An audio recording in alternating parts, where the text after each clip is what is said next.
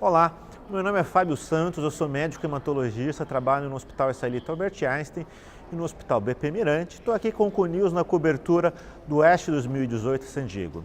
Hoje eu vou falar um pouco para vocês sobre os resultados de um pôster que eu estou apresentando agora mais, avaliando o impacto prognóstico de mutações dos genes NRAS e KRAS em pacientes com mielofibrose primária e mielofibrose secundária, polissemia vera e trombocitemia essencial. Bom, a gente sabe que a mielofibrose é uma doença frequentemente associada com mutações de genes da via JAK-STAT, como o JAK2, gene da calreticulina, o gene MPL, e também mutações em genes associados com alterações epigenéticas, como TET2, DNMT3A, SXL1, EZH2, e mutações em genes que alteram o splicing do RNA mensageiro, SRSF2, o 2F1, SF3B1.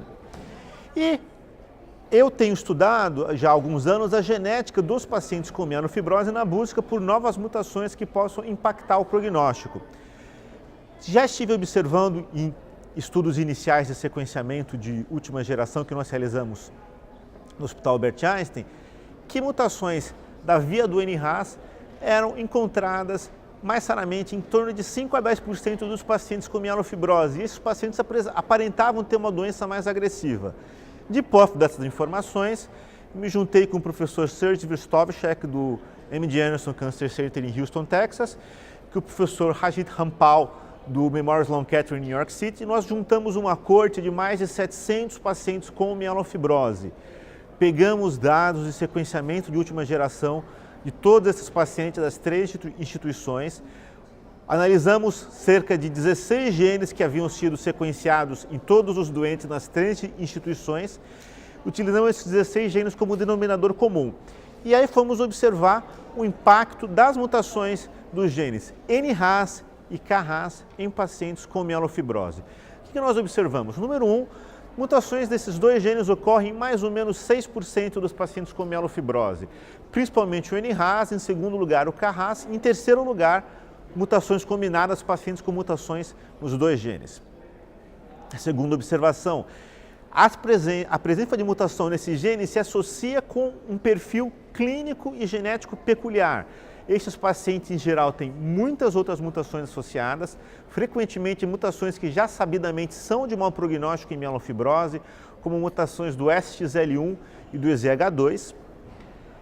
Estes pacientes apresentam frequentemente uma doença aparentemente mais mieloproliferativa, com níveis mais elevados de deshidrogenase lática e uma contagem leucocitária mais alta.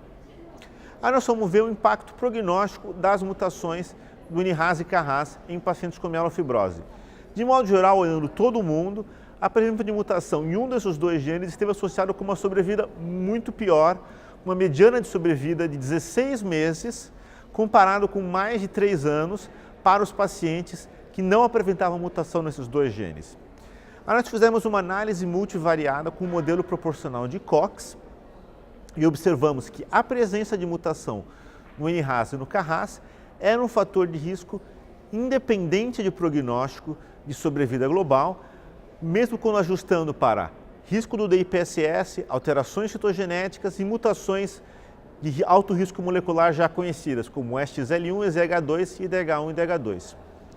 Fizemos um novo modelo prognóstico em que a gente incorpora variáveis clínicas do DIPSS, variáveis citogenéticas, variáveis de risco molecular já conhecidas e as novas variáveis do NRAS e do KRAS, e esse modelo prognóstico novo ele foi superior ao DIPSS em predizer o prognóstico de pacientes com mielofibrose.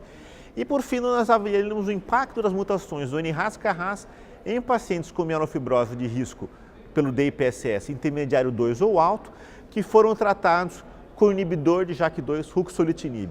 O que nós observamos?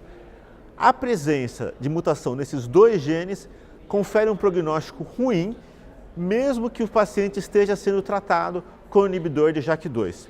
A gente ainda precisa de mais estudos para entender isso, mas isso provavelmente deve estar relacionado ao fato de que mutações no gene NRAS e CARRAS ativam uma via de proliferação distinta da via JAK-STAT e que não é inibida pelo ruxolitinib, explicando, portanto, a agressividade dessa doença nesses pacientes.